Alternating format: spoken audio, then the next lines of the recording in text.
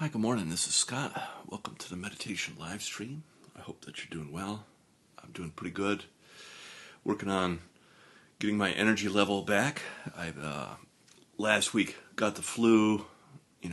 I can't say enough about it's important to take care of yourself, rest, plenty of fluids if you get the flu.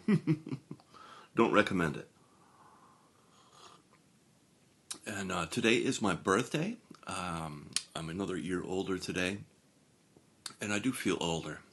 I do feel it, and I think we need practices now in today's world that embrace age and the process of maturity, and maturity that works on multiple levels of our being.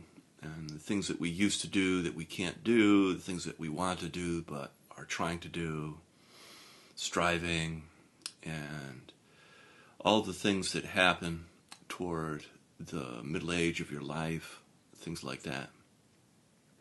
And the point I'm trying to make is that the world has changed since I was young, and I don't necessarily feel old, but I definitely feel older.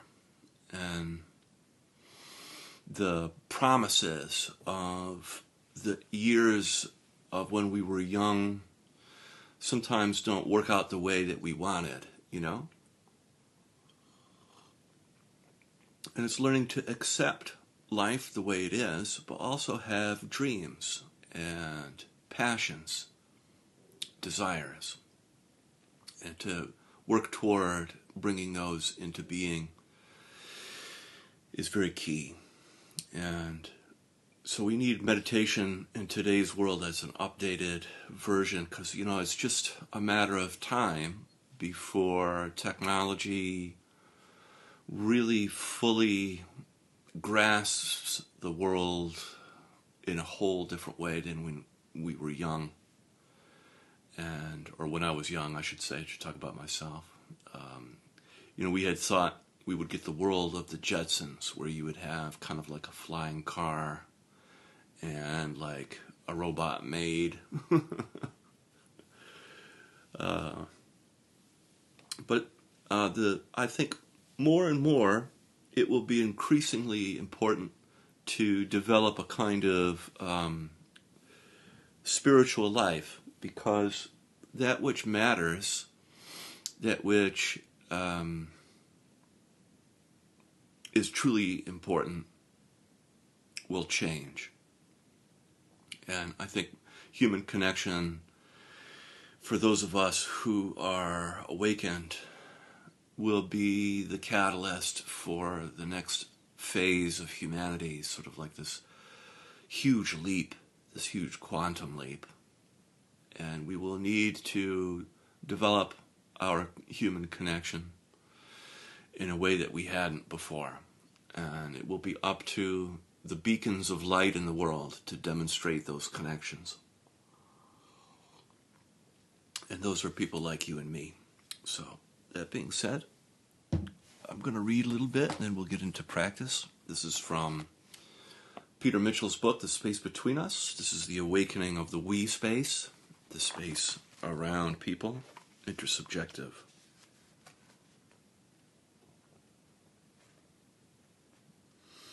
Our group never relied on charismatic figureheads or ideological frameworks, although in the early days the guardianship of one of us with profound intuitive sense of the field's potential did provide a vital orientation during times of uncertainty, and still, at times, will take us even deeper into where we were venturing, peeling back layers some of us hadn't yet seen. This kind of intuitive anchoring may be vital in the early stages to help stabilize and protect the emerging field, and can help deepen the transmission we experience together as the group continues to evolve. Once the responsibility for the group's integrity begins to be shared by more of us, we discover that its real power lies in something quieter, more integrated, more connected, in shared stillness, in humble, discovered self-authority, and the courage to meet without masks. And strangely, this has made it deeply attractive. Newcomers often arrive and feel immediately met, not taught, not impressed, but seen. Could it be that this resonance itself is a form of transmission, a new way of awakening, arising not from instruction, but from immersion in a shared field that opens inner space as a reflection of outer presence? In one of our recent meetings, we found ourselves looking back to the early days when it was a few of us. We remembered how at times people would arrive full of doubt at their own understanding, doubt whether the liberation was even possible. Those early gatherings weren't always easy. Some of us were only beginning to trust the truth we were starting to stand in. And when someone brought their doubt into the space, it could feel like it filled the room, sometimes with an energy that said, "This is valid, and I'm putting it out here whether you like it or not." It carried weight, and that weight could muddy the clarity that was starting to show itself. What we began to discover, often by trial and error, was that the way through wasn't to argue or push back. It was for someone to speak from a place of doubtlessness, not certainty, not superiority, just the quiet confidence that comes from when you're rooted in something real. When someone did that, it changed the quality of the whole space. It deepened. It became stiller, more alive, and more responsive. There's something generous in being willing to speak from a vulnerable place. It doesn't come with guarantees or certainties, but when someone does it, it gives others permission not to copy, but to trust themselves a little more. And we'll stop there today. Wonderful. And beginning now, gently closing your eyes and tuning inside. We'll begin with some deep breaths in through the nose and then out through the mouth.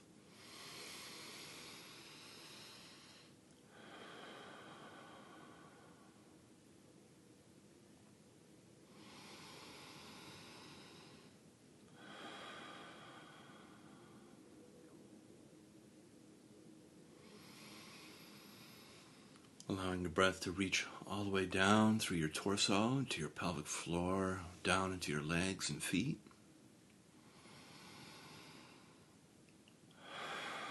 And letting go on the out-breath, dropping everything, like a dog dropping a ball from its mouth.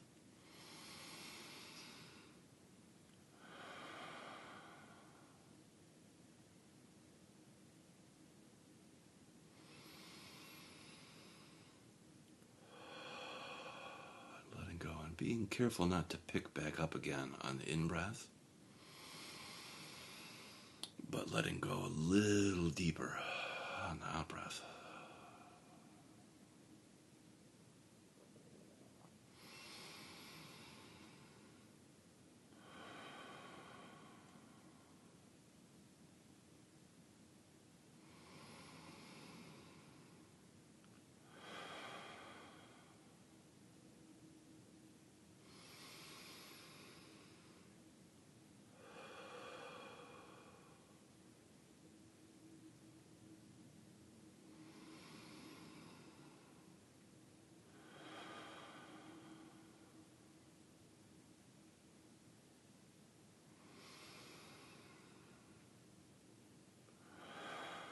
Very good. We'll do 3 more.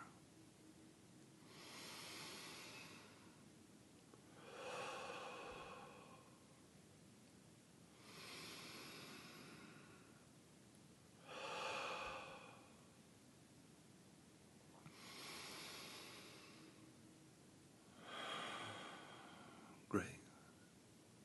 And allowing your breath now to return to your usual way of breathing. And just tuning into your body, feeling your body sensations.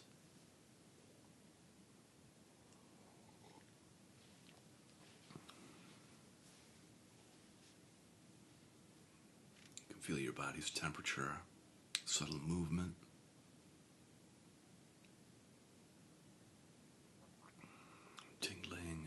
pulsing, sense of aliveness, and inner space.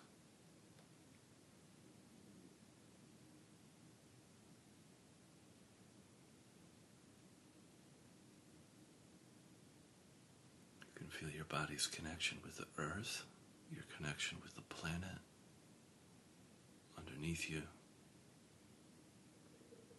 supporting you.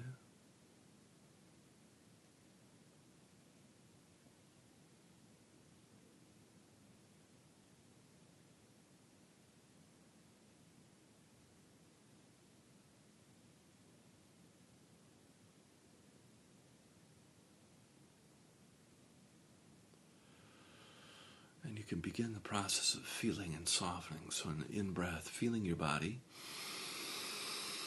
And then on the out-breath, softening and melting down through your body into the earth.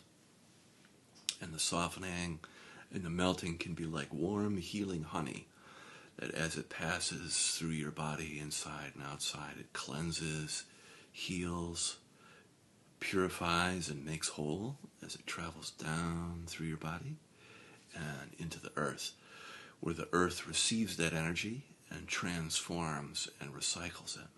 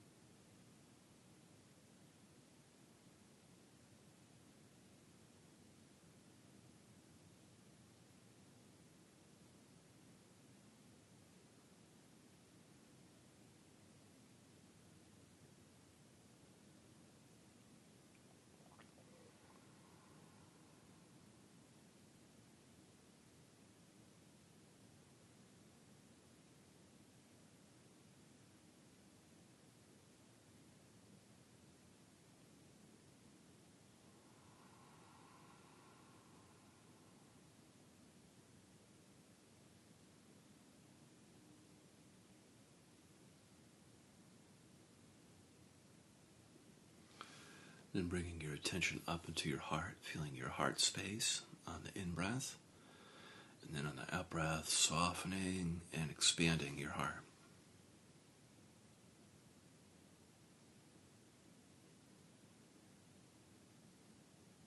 On the in-breath, center of your chest. Out-breath, softening and expanding your heart.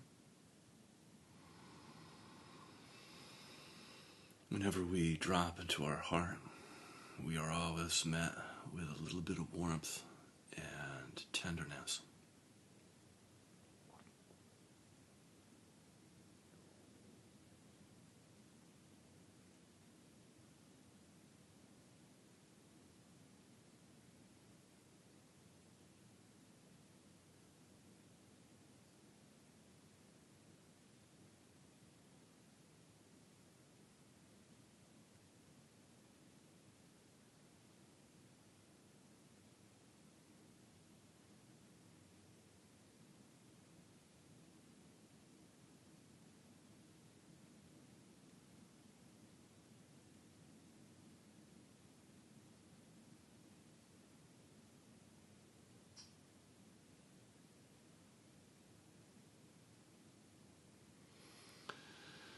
And coming in contact with your emotions, you can notice what is present for you emotionally right now. And that without making your emotions right or wrong, good or bad, just allowing yourself to feel a little bit together in the shared space. Feeling things together is part of good emotional hygiene. You could be feeling any of the 5 main cardinal emotions, giving your life direction. You could be feeling anger, sadness, fear, joy, or shame. And just like points on a compass, these emotions could be giving your life movement. You could also be feeling numb, which is another valid emotional experience.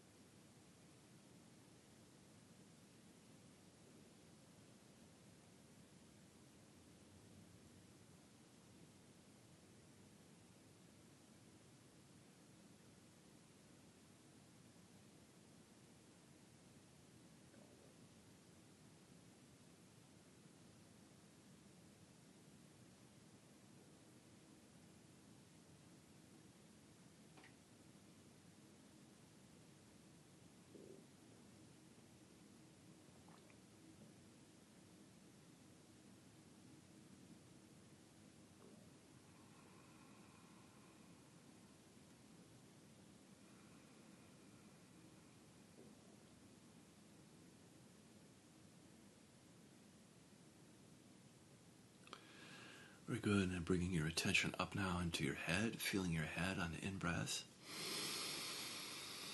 Then on the out-breath, softening in and around your head. If you like, you can breathe into your third eye space, and then with your eyes closed, looking up toward your third eye, toward the center of your head. Or you can breathe in the crown, the top of your head, whatever feels correct for you. And just feeling and softening in and around your skull.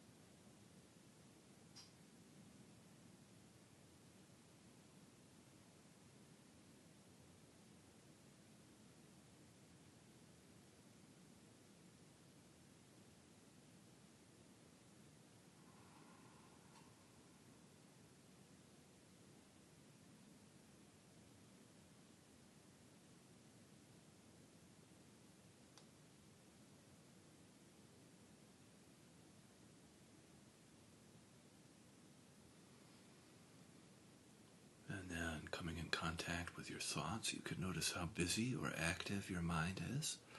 And just allowing your thoughts to come and go without getting involved in thinking. You can always come back to feeling and sensing if you notice that you're actively thinking. Coming back to feeling, sensing your body, the earth underneath you for grounding.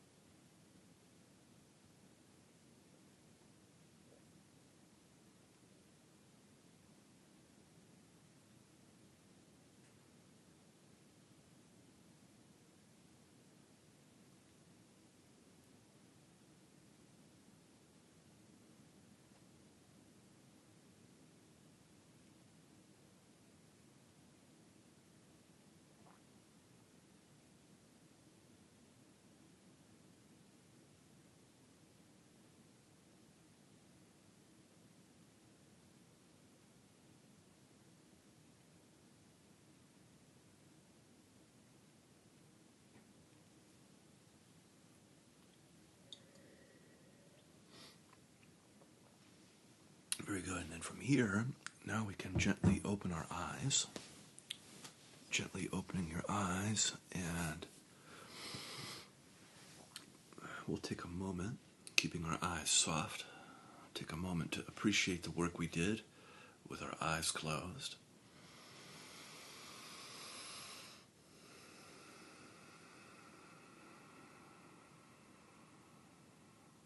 And we'll practice now in the relational space. Every relationship, every relation has an inside and an outside. And it can be very useful and skillful to practice feeling into these different domains. So On the in-breath, feeling around you on the in-breath, outside of you. And then on the out-breath, feeling inside. And just noticing the distinction, feeling outside on the in-breath, and then inside on the out-breath.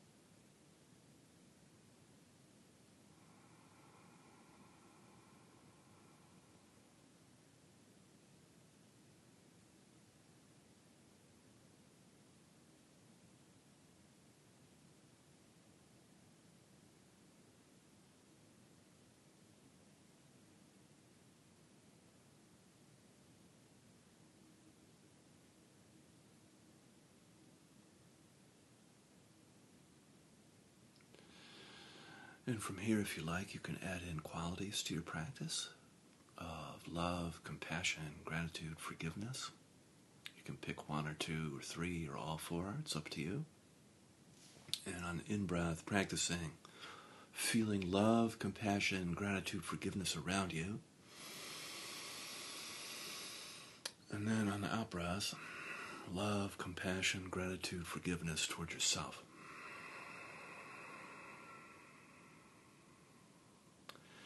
And just practice sending and receiving love, compassion, gratitude, forgiveness.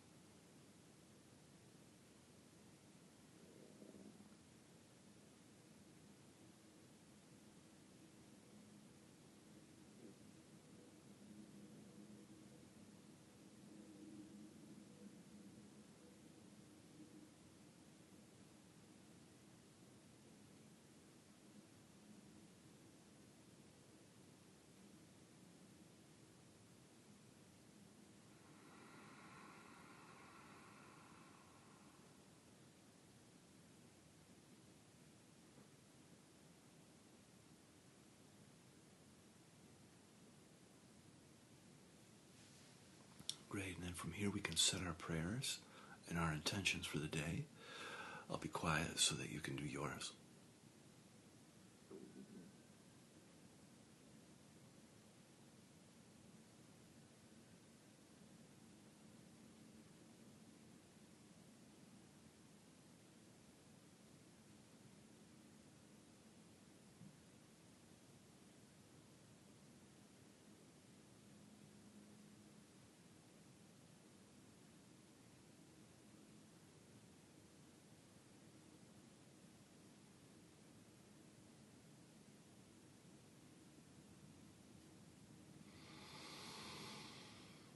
May this work that we do transform our life, offering up healing and blessings, and ripple out into the community.